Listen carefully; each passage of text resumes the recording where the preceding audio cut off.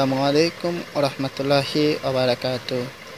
সুপ্রিয় দর্শক শ্রোতা, আজকের আলোচক হচ্ছেন মুফতি আব্দুস সামাদ আল আজাদি সাহেব, ইমাম ও খতিব হবিনন্দী আল আকসা জামে মসজিদ। আমাদের সাথে যোগাযোগ করার জন্য নিচে নাম্বার দেওয়া হলো, যে কোনো প্রয়োজনে আমাদের সাথে যোগাযোগ করতে পারবেন। আপনার আসসালামু আলাইকুম ওয়া রাহমাতুল্লাহি ওয়া বারাকাতুহু। ইন্নাল হামদুলিল্লাহ ওয়াসসালাতু ওয়াসসালামু আলা রাসূলিল্লাহ। আম্মা বা'দু, আউযু বিল্লাহি মিনাশ শাইতানির রাজীম। বিসমিল্লাহির রহমানির রহিম। ওয়া লিকুল্লিন উম্মাতিন জা'আলনা মানসাকান লিয়াযকুরু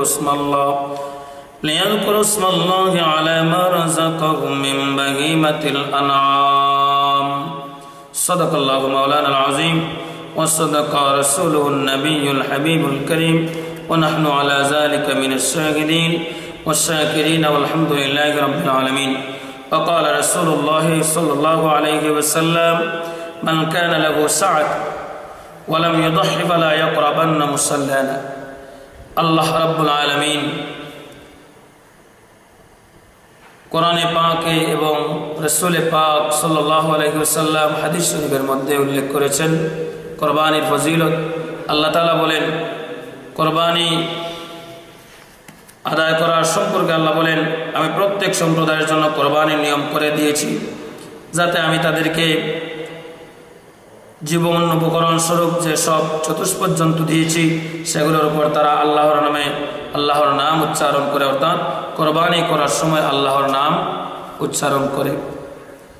কুরবানির ফজিলত সম্পর্কে আল্লাহর রাসূল রাহমাতুল লিল আলামিন বলেছেন, হযরতে আবু হুরায়রা রাদিয়াল্লাহু তাআলা আনহু হতে হাদিস riwayat, আবু হুরায়রা রাদিয়াল্লাহু তাআলা আনহু হতে বর্ণিত, রাসূল সাল্লাল্লাহু আলাইহি ওয়াসাল্লাম ইরশাদ করেন, যে ব্যক্তি সামর্থ্য থাকা সত্ত্বেও কুরবানি করে না, সে যেন আমাদের ঈদগাহে না যায়, অর্থাৎ ঈদগাহে না আসে। কুরবানি সামর্থ্য থাকার পরেও কুরবানি যদি করে না, নবীজি ঈদগাহে যাইতে ওই ব্যক্তিকে নিষেধ করেছেন। আল্লাহ রাব্বুল আলামিন বলেন, হে নবী, ফাসাল্লি, আপনি নামাজ পড়েন, ওয়ানহার, আমি আল্লাহর রাস্তায় কুরবানি করেন। সুবহানাল্লাহ। এখন হচ্ছে কুরবানি করতে গেলে, কুরবানি যখন করা হয়, কুরবানি জবেহের নিয়ম পদ্ধতি আপনাদের সামনে আমি উল্লেখ করতে যাচ্ছি। প্রিয় দর্শক,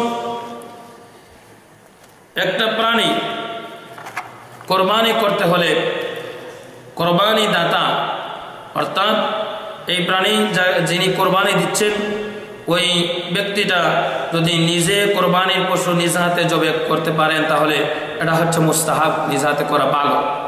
যদি নিজে জবে করতে না পারে, তবে অন্যের দ্বারা জবে করাবে। এমত অবস্থায় নিজের সামনে দাঁড়িয়ে থাকা উত্তম। জবে করার সময় কুরবানির পশু কিবলামুখী করে শোয়াবে, অতঃপর বিসমিল্লাহি আল্লাহু আকবার বলে জবে করবে। যদি বিসমিল্লাহি আল্লাহু আকবার যদি উচ্চারণ করা না হয়, তাহলে পশুটি হালাল হবে না। ইচ্ছাকৃতভাবে বিসমিল্লাহ পরিত্যাগ করলে জবেকৃত পশুর গোশত পশু হারাম বলে গণ্য হবে। আর যদি ভুলক্রমে বিসমিল্লাহ ছেড়ে দেয়, তাহলে তা খাওয়া জায়েজ আছে। ভুলক্রমে খাওয়া জায়েজ আছে। কেউ ভুলক্রমে বিসমিল্লাহি আল্লাহু আকবার বলল না, ভুলক্রমে যদি হয় তাহলে গোশত খাওয়া জায়েজ হবে।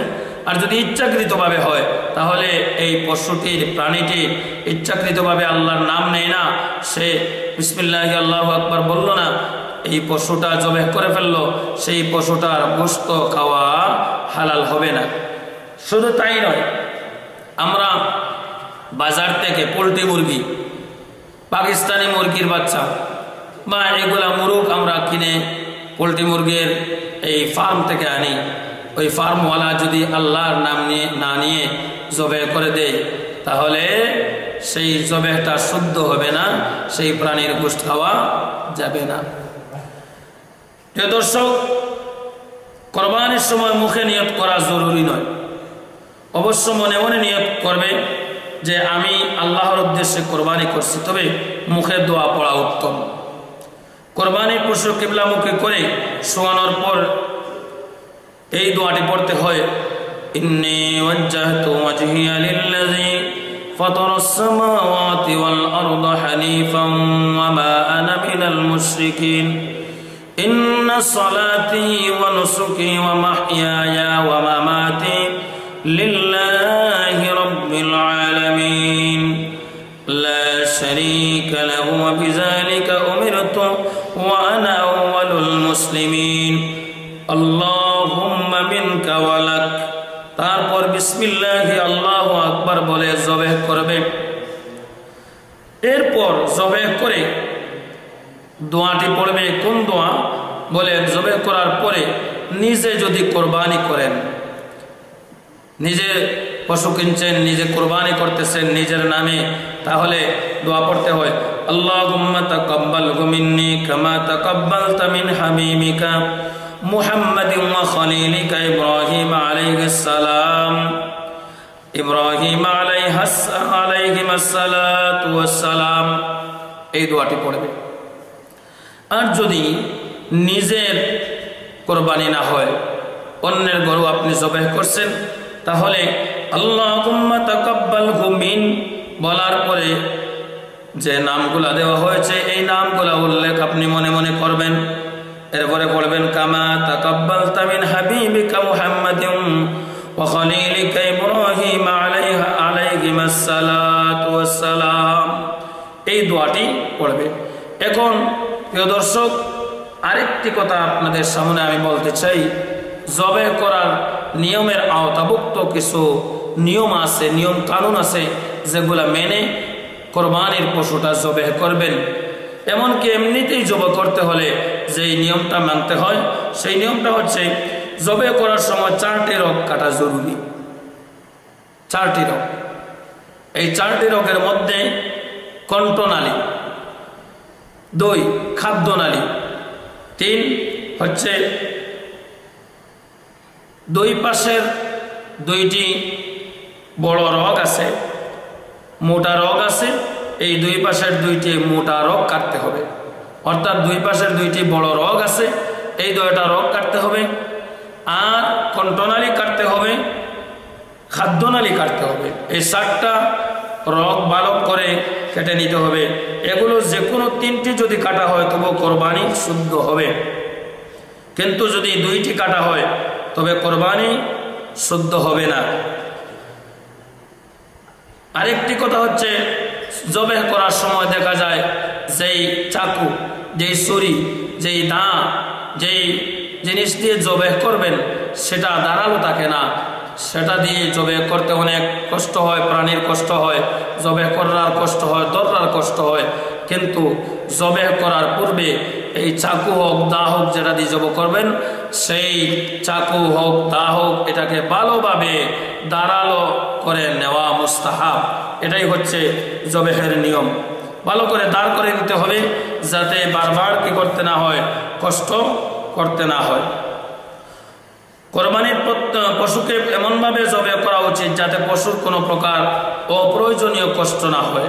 এমনইভাবে পরিষ্কার পরিচ্ছন্ন স্থানে জবেহ করা উচিত। জবেহকারী ব্যক্তি সাথে যদি কেউ ছুরি চালানোর জন্য সাহায্য করে, তবে তাকেও বিসমিল্লাহি আল্লাহু আকবার বলা ওয়াজিব। সেও বিসমিল্লাহি আল্লাহু আকবার বলতে হবে। এই হচ্ছে জবেহের নিয়ম এবং জবেহের দোয়াগুলা আপনাদের সামনে আমি পড়ে নিলাম। আল্লাহ রাব্বুল আলামিন কোরবানির পশু জবেহ করতে আমাদেরকে মুস্তাহাব সহ সুন্নত তরিকা আদায় করে আমাদের জবেহ করার তৌফিক দান করেন। আর যদি কোনো পশু জবেহ করার সময় পশু জ্বালাতন করছে, শুইছে না, তাকে শোয়ানো যাচ্ছে না, কোরবানি যিনি করছেন, চাকু যিনি চালাচ্ছেন, উনি যদি রাগ গুসা করে, উনি যদি কোরবানির পশু জবেহ করার সময় বিসমিল্লাহি আল্লাহু আকবার বলতে হয়, সেটা যদি না বলেন, কোনো গালি, কোনো কুফরি কথা বলে জবেহ করে দেন, তাহলে ওনার জবেহকৃত এই পশুটার গোশত খাওয়া হালাল হবে না, জায়েজ হবে না। অতএব আল্লাহ রাব্বুল আলামিন আমাদেরকে বুঝার তৌফিক দান করেন। ওয়া মা আলাইনা ইল্লাল বালাগ। আসসালামু আলাইকুম ওয়া রাহমাতুল্লাহ।